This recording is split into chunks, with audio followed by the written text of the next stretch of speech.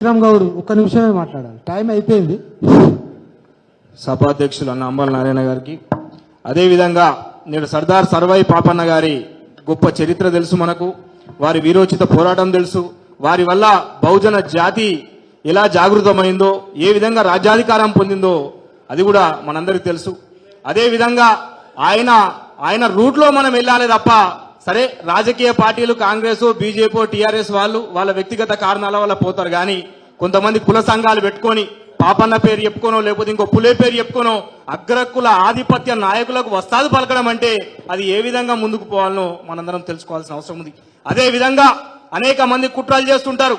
మేము ఈ రోజు కాదు, ఆనాడు ఉప్పల్ రాజిరెడ్డి ఉన్నప్పటి నుంచి కూడా అగ్రవర్ణాలు బీసీ నేతలపైన కుట్రలు చేసే తిప్పికొట్టిన చరిత్ర ఉన్నది. మన సీనన్న గారు మంత్రిగా ఉన్నప్పుడు వందల మంది పేదలకు గాని వైద్యం కోసం విద్య కోసం ఆయన తాపత్రయం పడి ఆ ప్రభుత్వంలో ఒప్పించో కొట్లాడో మనందరికీ సేవ చేసిన సంగతి మనకు తెలిసే. ఎందుకంటే ఈ రోజుకు ఆ రోజు మనం వ్యత్యాసం చూస్తున్నాం. కానీ కొంతమంది ఏదో ఏ పార్టీ రాజకీయం ఉంటే వాళ్ళెంబడి ఉరుకుడు, ఎవరు మంత్రి అయితే వాళ్ళెంబడి పోడు. ఇది కాదు బహుజన సిద్ధాంతం, ఇది కాదు పాపన్న కోరుకున్న రాజ్యం. పాపన్న కోరుకున్న రాజ్యం ఏంటంటే బహుజనం సమానత్వం రమ్మన్నారు కానీ బాలికత్వం చేయమనిలే. ఎందుకంటే మేము గతంలో అనేక మారు మా జాజా సింధన్న గారి ఆధ్వర్యంలో గల్లీ నుంచి ఢిల్లీ దాకా పోరాటం చేసినాం.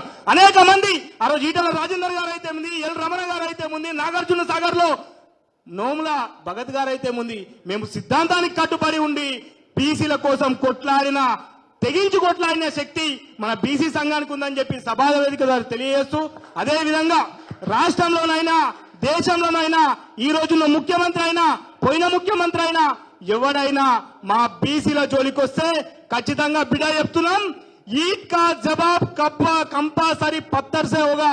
మీరు ఇటుకతో కొడితే మేము గట్టిగా గణేట్ రాయితో ఖచ్చితంగా మిమ్మల్ని కొడతాం.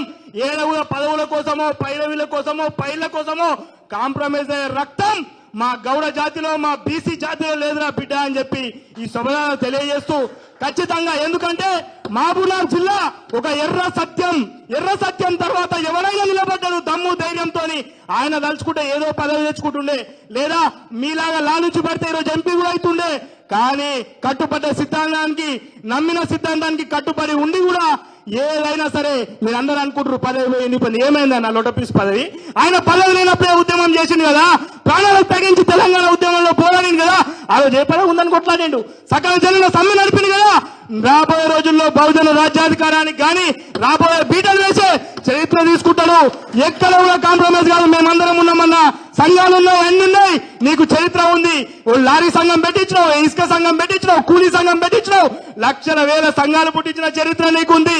ఈ పదవులు వస్తుంటాయి పోతుంటాయి.